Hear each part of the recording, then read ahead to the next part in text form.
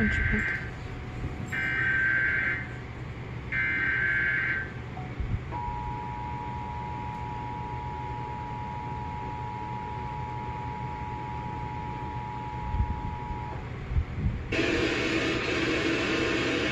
This is a test of the National Emergency Alert System.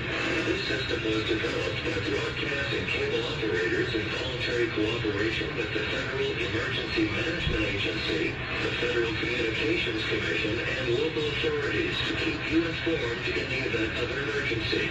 If this had been a message would have followed the tone alert you heard at the start of this message.